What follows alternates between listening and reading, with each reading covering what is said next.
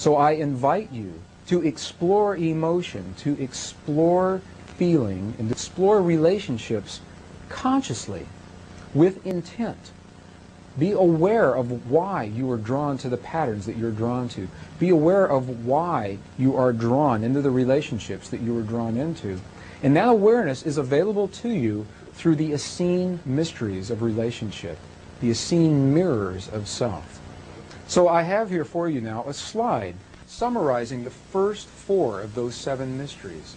And as you're able to see these mysteries, the mysteries of the mirror of what you are in the moment, the mysteries of the mirror of that which you judge, the mysteries of the portions of yourselves that you have lost or had given away or taken away in your life, the mysteries of your greatest fear, your most forgotten love. These mysteries are available to you through the open literature, through those ancient texts, certainly through the 0 Point workshops.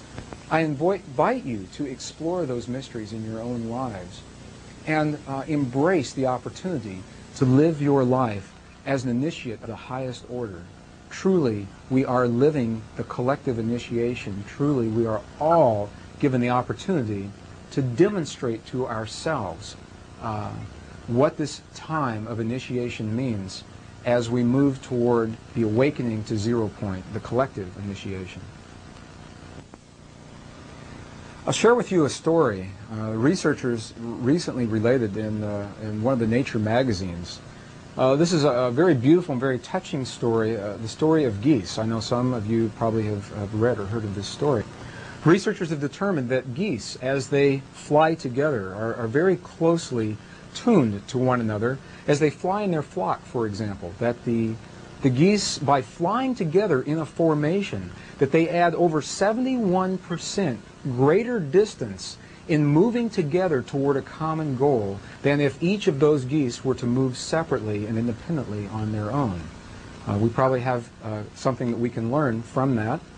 The researchers determined that the geese, as the lead goose, as the head goose would move forward in his flock, and as he would become tired of his own volition, of his own choice, he would drop and fall behind and allow someone else to take the lead and lead the whole toward their greater goal.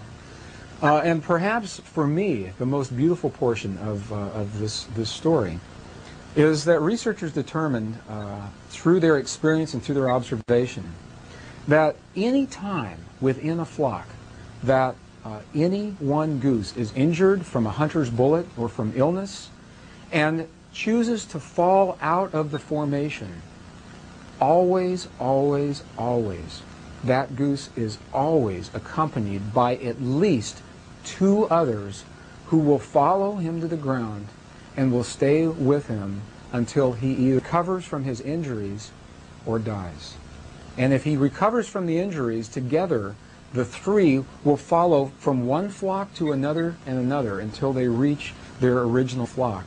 And if he dies, then the one that is left behind will be left, and the other 2 will catch up with that original flock. The beauty of that story, and the metaphor for me, is I believe we are essentially living as a flock moving toward a common goal. My choice is that no one gets left behind. Everyone learns at a different level. Everyone understands and accelerates at a different pace, and we're all moving toward the same place. We're all part of this process. So I also invite you, as you live this time of initiation, as you experience through the highest orders of mastery within the emotional body that has become your being, that you become that compassion, you become that patience, you become the forgiveness for those that you see around you who may not have achieved that place exactly at the same time in exactly the same manner that you would expect to see that. It doesn't mean that they should be left behind. It is our opportunity, it's your opportunity to demonstrate your compassion, your forgiveness, your ability to allow yourself to become the living bridge for those that you love the most and hold most dear. If we can learn anything from those geese at all, what we can learn is that no one need be left behind, and no one need have this experience alone, that we all are part of one another and part of the experience, as we are moving toward this path that we call the shift of the ages.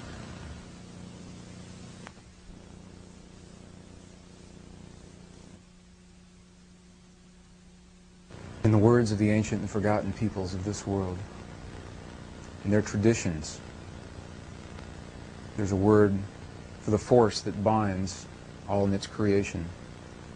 It is simply the word Spirit. And I'll share with you now the Hopi prayer of compassion, a prayer to the Spirit, the force that underlies all of creation. In that tradition, the word for Spirit is Wakan Tanka. And this is the prayer to Wakan Tanka. Wakan Tanka,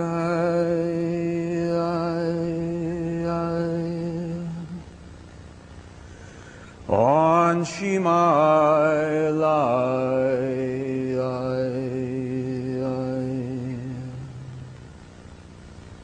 which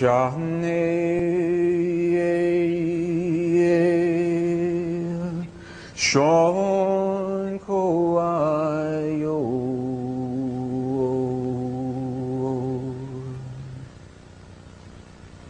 he ana, he ane oe, he ana, he ane oe, Wakan Tanka. On Shimai Lai,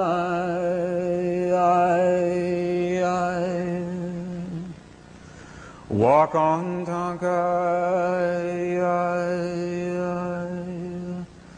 on Shimai Lai,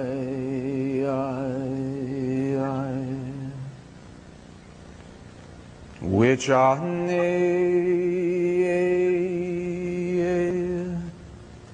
Shon ko ayo,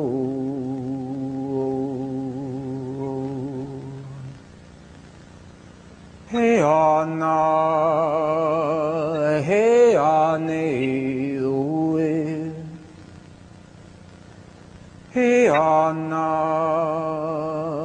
he ane oe, Wakan Tanka. On Shimai Lai,